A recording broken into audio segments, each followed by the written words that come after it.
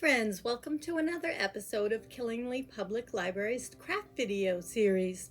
Today we're going to be making sunflowers, and we're going to start by taking some yellow fabric, and if I could just find my end here, let's see, here we go, just snipping maybe a ½ inch or so, not even, just taking a little bit. Can you see that little? Just a little bit of fabric, and then we're just going to tear it after we start the cut, and just tear all the way to the end. And I do have some already cut, so let's see if we have enough. And then I went and cut about 6 inches of the strips, and just cut as many as you think you're going to need. And also what I have here is an assortment of things depending what you might have to work with. I have a canning jar lid, the ring and the center.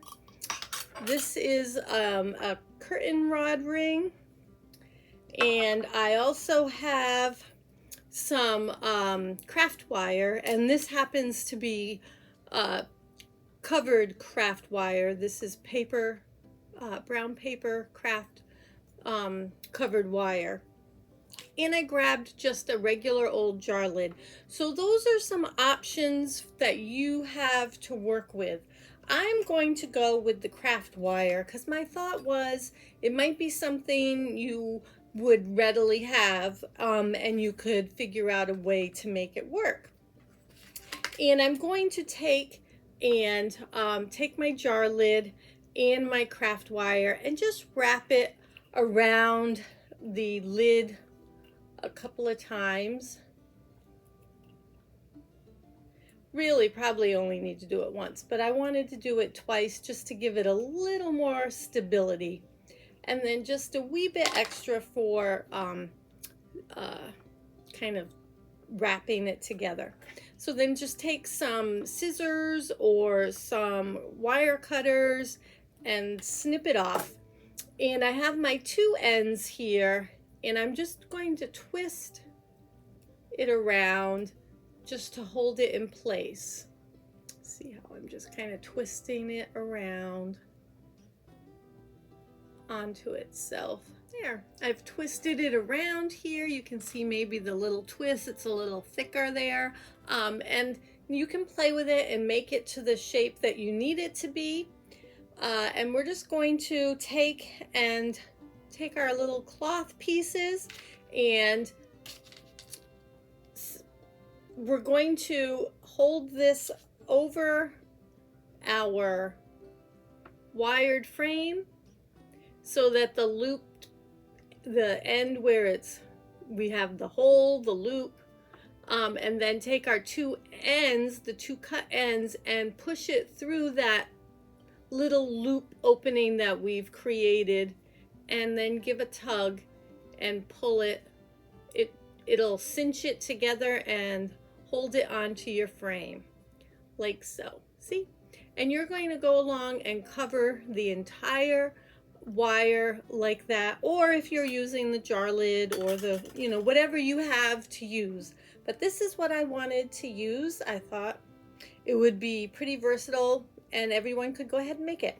So I'm going to go ahead and tie all the rest of my cloth on, and we'll take it from there when I get back. So my fabric is all tied on to my craft wire. The next step we want to move on to is tracing some cardboard to match our jar lid. And if you're not using a jar lid like I did with the craft wire, you will trace something for whatever ring you're using, or if you're fortunate enough to have a canning jar lid, then that is even easier and better because they connect together perfectly. So we have our cardboard traced, and I have 2 black burlap circles that I traced. and one is smaller than the other. I did it that way purposefully to not have so much bulk. And I am going to glue the larger circle on first, and you can see it extends past my cardboard. So I'm going to glue it around and over onto the cardboard. So let's go ahead and glue that down. And do be careful, the burlap has holes in it, so it would ooze through. And if you don't have burlap, you could use black paper. You could use another black cloth. Maybe you have some black yarn. You could wrap black yarn around your cardboard or swirl it around kind of like so to fill in the cardboard. So get creative with whatever you have around the house.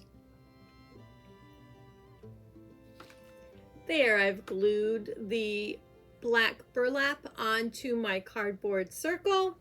Before I glue the other piece of black burlap onto my cardboard, I am going to glue a little wooden skewer onto the back, and then I'm going to hide it with the burlap.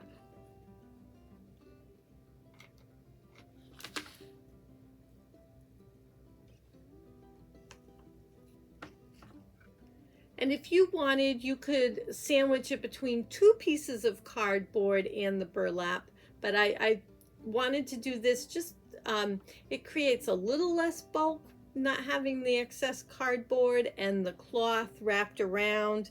It gives it a different edge, an edge that I was not interested in, but maybe it's something you like. So now I'm just going to run some glue on here and glue on my other piece of burlap to hide my stick. There, my center to my sunflower is complete. And now I'm going to take and just glue this onto my sunflower center, making sure all my cloth is out of the way so that I don't glue that on. But you can see I'll be gluing that there like so. And if you had the metal lid, you wouldn't even have to really do any gluing, because it would just pop in there and the fabric would take up the space, and it would be pretty secure. I mean, you could dab some glue in if you needed to, but let's go ahead and glue on the petals to the center. There is my sunflower. Don't look at the back. It's a little messy with the glue, but that's okay. Maybe you'll be better at gluing your center into your sunflower's petals than I was. I guess I got a little heavy-handed with it. It's pretty oozy back there. But if that's the case, you could certainly cover it up with some more burlap if you didn't like the look of it, and it would hide it all very nicely. Now, if you're not happy with the length, you certainly could do some trimming once you got the center on and you're seeing how it stands and falls.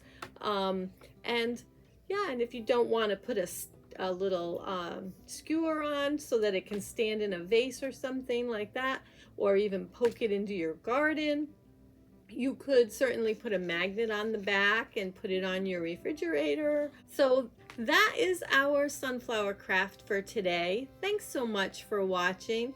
And if you would please show me your finished projects, I would love to see them. You can send them along to info@killinglypl.org. And I'll catch you in another one of our craft videos. Have a great day.